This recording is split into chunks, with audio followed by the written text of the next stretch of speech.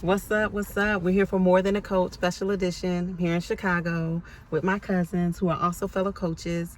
And we want to dive in and talk about the whole Shacarri Richardson situation. I've kept quiet because I've been trying to watch and see what everybody had to say about it.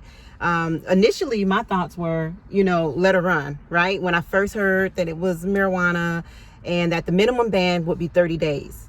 But I wasn't taking into account the fact that it would actually disqualify her performance that she had when she qualified for the Olympics. So what are your thoughts? Should she get to run? Should she not get to run? Should marijuana be legal? Should it not be legal or banned? Because it's legal, but not allowed.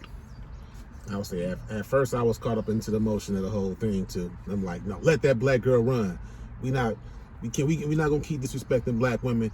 I was caught up in all that, but once you dial it back a little bit, and we're talking about ethics versus law, it is what it is. And like we said, if we give her a pass, what are we saying for everybody else around the world? What message are we giving out to the youth that are watching? To the youth that are watching. Because as a coach who works with youth all the time, and they know, okay, I can't do X because it's going to affect this goal that I have in life.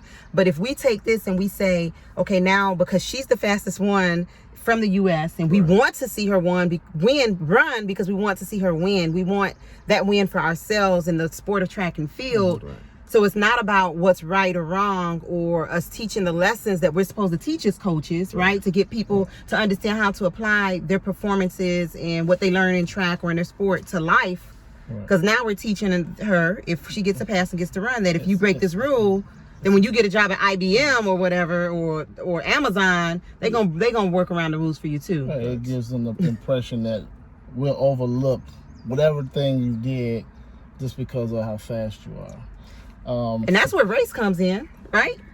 That's where race comes in, because we'll do that for you as an athlete. And they still have the saying, go jump high. Yeah. If you can't jump high or dribble a ball, then you're not going to be successful in life. So we're going to do whatever we can to make sure that you can represent our country because you can run fast. Right. But in real life, that ain't going to happen. Right. Because we need that same energy when it comes to social justice. Right. Did I say that? Let me stop. Yeah, we do. Yeah. We need that same energy. We need that same energy when we're getting killed by the popo. Yeah, we get killed by the popo. But for me, when I heard that she tested positive for marijuana, first thing, because as a coach, one of the first things I always think about is the mental aspect of what an athlete's going through. I was one of the ones who's like, well, if she broke the rules, I don't think she deserves the opportunity to run. It sends the wrong message. Yeah, me and you was at odds, I remember. Yeah. But I was on that too. But I was saying give her the minimum punishment. I never said she shouldn't get the punishment. I said she needed the 30-day ban. Because I am a coach that feels like the rules are the rules. Yeah. But let's not ban her for 2 years for marijuana. That's where I was standing. Because at first I didn't know what to the extent her ban was. Whether it was 30 days. 30 days, 2 years, or 4 years. Right. And I didn't know the extent either, but I knew that the Olympics, it was within 30 days. Okay. It was within 30 days. So I was like, so why are we talking about can she run or not? And I think she only got the 30 days. In order to get the 30 days, you have to take this online class or something like that. And it's the 2-year ban. Is when you start saying you didn't do nothing wrong. So that was a bit her coming out and saying that, she knew what she did. That was a big part of it being 30 days. Yeah. It's the plea bargain. Oh. I guess it works on many levels. Yeah. But so the bigger issue, the bigger question is not so much should marijuana be allowed or banned, but what are we doing for the mental health of athletes? How are we setting people up for success, not just in their sport, but in life? Yeah, right? I think it's digging a little deeper. It's like, okay, what caused her to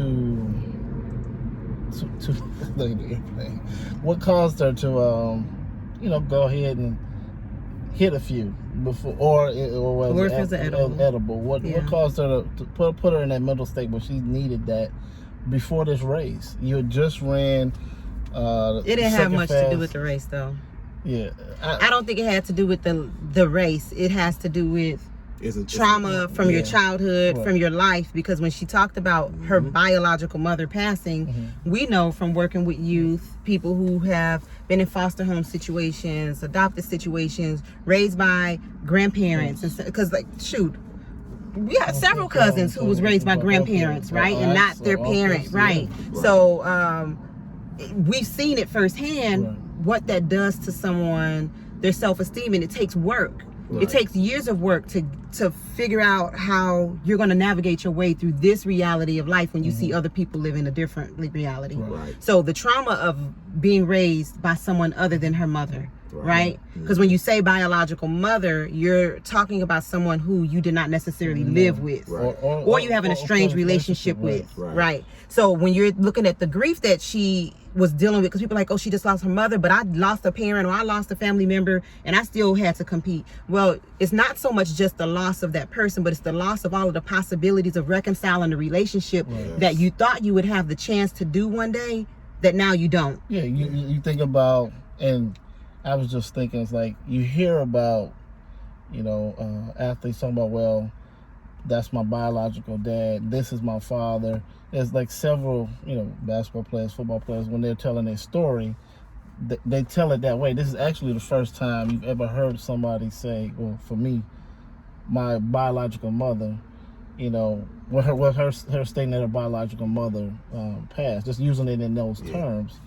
But so, to your point, I've worked with a lot of females who, well, not a lot, but I've worked several who will say biological mother, or some who won't even use the word mother. They'll say, it's hard to even say how she says it. She says, oh, they might even call I'll say your mother, and she said, don't call her that. I've heard that before. Yep. I've heard that before. So it's basically very similar. But you saw it, but in that interview, when she first announced it in that interview, you saw the vulnerability right there. Yeah. And you saw that it affected her, and it was something that was new. Like you said, we just see the person that runs, and we see this strong person, but like you say, there's underlying issues that she had. We talking about, if you're gonna talk about like how did this get passed? Like where does the accountability fall at? We know it falls on her because she made a conscious decision. In the same token, what has transpired? What was ignored in high school up through LSU out into her professional career? Like, we got to dig on some things. So as a high school coach, I'll say we teach athletes that sometimes rules will be bent, right? Yeah. At the high school I worked at, we didn't necessarily bend rules, not for the athletes, but because this was a lower income school, it was a Title I school, there were certain rules. Like, each school could put certain rules in regards to late assignments in place for their population, for their school. So the school that my children went to, that Damani and Ahmad went to, it was way stricter, right? To where they had accountability with their assignments. Like Damani, from the time that they were in elementary, if you turn an assignment without your name on it, they know that they don't get credit for that, right? But at the school that I worked at, we had to go through every single hoop to make sure that this kid gets this assignment turned in, whether it's late. We take late assignments. They get to retake classes. They get to go Saturday school to make up assignments from the semester before. We're doing all these things that they're not doing at the white schools. Where we're teaching our kids that you're gonna get chance after chance in life, but when they go to college, they're not successful because ain't nobody doing that for them in college. I think even you need to go when it's even before they get, some of them don't even go to college. When they turn to age 18, they start working, and then what happened in high school or in grade school is not happening in real life. You're not getting these. So they're getting in high school. They get third chances, fourth chances. In real life, you're getting one chance. There's no second chance in some cases. Right. And it's setting them, like you said, it's setting them up for failure. Right. From the beginning. So those of us who care about the race issue, we want to set our young people up for success in life, not just success in sports, because we are more than athletes, just like we are more than coaches. And there's more to life than just what we can do on a sports field. But all the lessons that we can learn through athletics, if we can carry that forward into life, that's what we're winning. And that's what we want for Shacarri and for every other athlete out there. More than a coach. Tune in. More to come.